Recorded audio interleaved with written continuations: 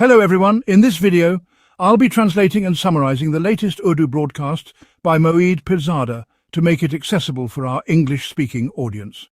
Let's go through the key developments and insights in Moeed Pirzada's words.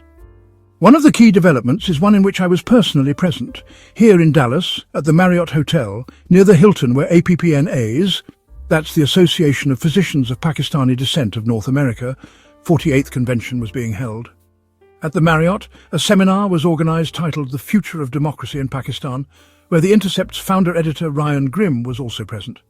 There, questions were raised regarding the story The Intercept had published a day earlier, claiming that US President Donald Trump had met Pakistan's Army Chief General Asim Munir in the third week of June and spoken about Imran Khan and democracy in Pakistan.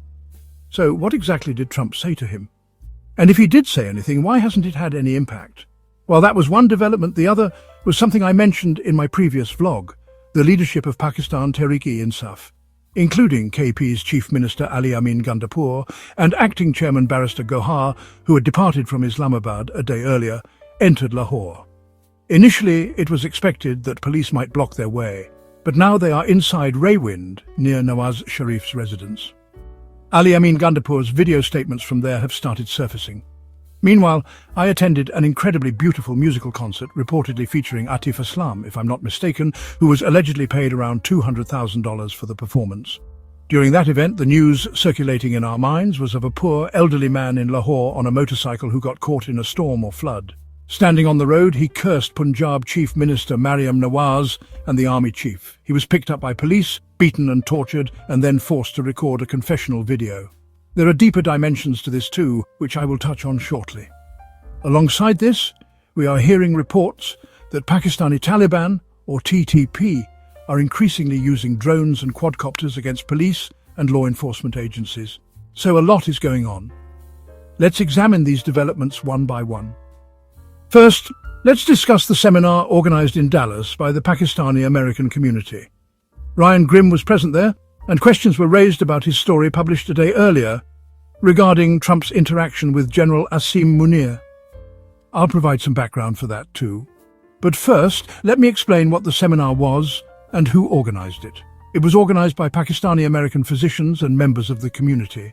Notably, Nadeem Zaman, a local businessman and entrepreneur with a tech background, played a leading role alongside Dr. Jalil, Dr. Nagmana, Dr. Tariq, Dr. Zahida Siddiqui, and several others. Their sincere intention, I believe, was to host the seminar at the Hilton Hotel itself, where the APPNA convention was happening, so more people could participate and be informed.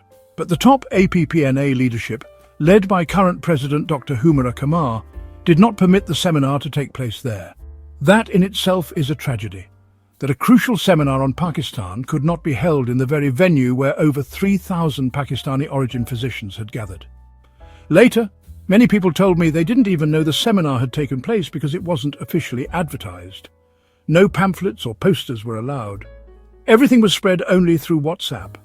Ironically, Dr. Humera Kamar had plastered posters of herself across nearly every corner of the Hilton Hotel, quite reminiscent of Maryam Nawaz in her approach to self-promotion. Congressman Mark Veazey spoke well at the seminar. I'll try to share his remarks regarding Pakistan. Other speakers included Wajahat S. Khan, Dr. Shahbaz Gill, myself, and of course Ryan Grimm, followed by a Quanda session. Now, regarding Ryan Grimm's story from a day earlier, according to two independent sources confirmed to The Intercept, a lunch meeting took place at the White House in the third week of June. Present were Donald Trump and his team on one side, and General Asim Munir, DGISI, NSA General Asim Malik, and Mohsin Naqvi from Pakistan's side. During this meeting, Trump, politely addressing him as Field Marshal, said something like, "Field Marshal, many of my supporters and friends are Pakistani Americans. They played a role in my election. Pakistani Americans support Imran Khan a lot. You have to resolve this thing soon." Essentially, Trump told him that some progress must be made regarding Imran Khan. During the seminar, someone asked Ryan Grimm what General Munir's response was. Did he agree, say he understood, ask for time, refuse or affirm? Ryan replied that they were still checking with their sources. He didn't confirm or deny. As I said in my last vlog, I suspect that these sources are Pakistani, not American, not from the White House. This story likely came through Pakistani diplomatic or intelligence channels. Ryan Grimm had to catch a flight right after, and I didn't get a chance to discuss it with him in depth. But my analysis is, if Trump really did say that, then General Asim Munir will surely do something, though it may take time, and he might try to evolve or show it in a more natural, organic way. Let's also wait and see what Ryan Grimm's sources say about how General Munir responded. This is the situation currently unfolding before us. Now moving on.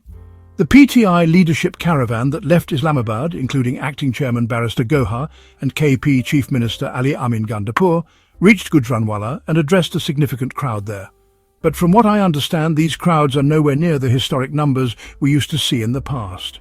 Also, their path was not significantly obstructed by authorities, despite initial concerns. The police had said that they would not allow these people to enter Lahore, according to the police side. But without any resistance or opposition, these people entered Lahore. And then, according to the last reports, the leaders of Pakistan Tehreek-e-Insaf, or PTI, have set up camp somewhere in Rawalpindi. The same Rawalpindi where Mr. Nawaz Sharif's personal estate, Jati Umrah, is also located. From there, statements and video messages from Ali Amin Gandapur are being issued. One of his video statements struck me as somewhat laughable. In it, he appeals to people with considerable confidence, saying, "If you want your future generations to be free from slavery, then come out and join our movement, which has been launched and whose culmination point will be August 5th, 2025. He says people should join this movement. I'll try to show you the clip, but personally, I find this statement quite hypocritical, because the biggest weakness of this whole movement seems to be people like Mr. Ali Amin Gandapur himself, who try to play on all sides of the pitch. As a new phase of the movement begins, I just want to request you all, for God's sake, unite. Unite for God's sake. If you don't unite, your enemy will grow stronger." Now, alongside this, another very interesting development has occurred. 5 or 6 imprisoned PTI leaders currently held in Kot Lakhpat jail, including former Foreign Minister Mr. Shah Mahmood Qureshi, Dr. Yasmin Rashid and others, have written an open letter. In it, they are demanding transparent new elections. Now, how such elections will be held and who will conduct them is another matter. But this letter clearly shows that PTI has now stopped insisting on correcting the February 8th, 2024 elections. Now let's jump from Lahore to Dallas, USA, where the 48th Annual Convention of APPNA, the Association of Physicians of Pakistani Descent of North America, was taking place. Since I left Pakistan in October 2022, it's been over 2.5 years now that I haven't seen Pakistan. Whenever someone visits from there, I ask them about the conditions because honestly, first-hand impressions are different from newspapers and television. Fortunately, among the 3,300 plus people here, many travel to Pakistan every year, some even multiple times a year. I asked many people what the conditions were like, what differences they noticed compared to previous years. By and large, almost everyone said they didn't feel much of a difference. Markets are full, people are shopping, travelling to Dubai, spending lavishly on weddings, handing out money gifts, and generally seem happy. No one seems to feel that any oppression or hardship exists in Pakistan. No sense that over the past 3 years, 20,000 to 30,000 people have been arrested, many have been killed, or that countless bodies have gone missing. This kind of perception doesn't appear common, at least not in cities like Lahore, Islamabad, or Rawalpindi. I had a very interesting conversation with a woman who wouldn't call herself anti-PTI, but certainly isn't pro-PTI. Her family has strong political roots in the ANP, the Awami National Party, and has been quite prominent in Khyber Pakhtunkhwa. She insisted she visits Pakistan at least twice a year and in her judgment never felt that there has been any noticeable change since Imran Khan's government was removed. She acknowledges the country's poverty. That's always been there, but doesn't feel that any major shifts have occurred. Nothing has become significantly better or worse, and I painfully agree with her. On the surface, it doesn't appear that much has changed.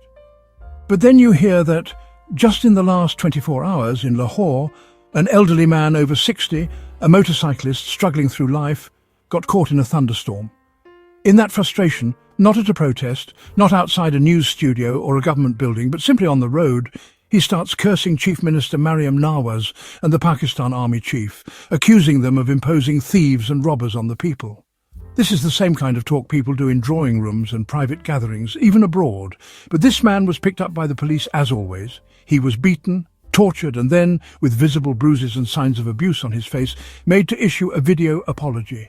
This has become a new pattern: abduct someone, torture them, scare them, and then make them issue a confessional or apology video, stripping them of their dignity and breaking their spirit. In the video, he chants slogans in favour of Maryam Nawaz and the army chief. I might try to insert a clip of that here. And I apologise in advance to the government of Pakistan and Madam Chief Minister. Some people say things haven't changed in Pakistan, but these events are symptoms of a deeper problem, one that ordinary people might not even recognise.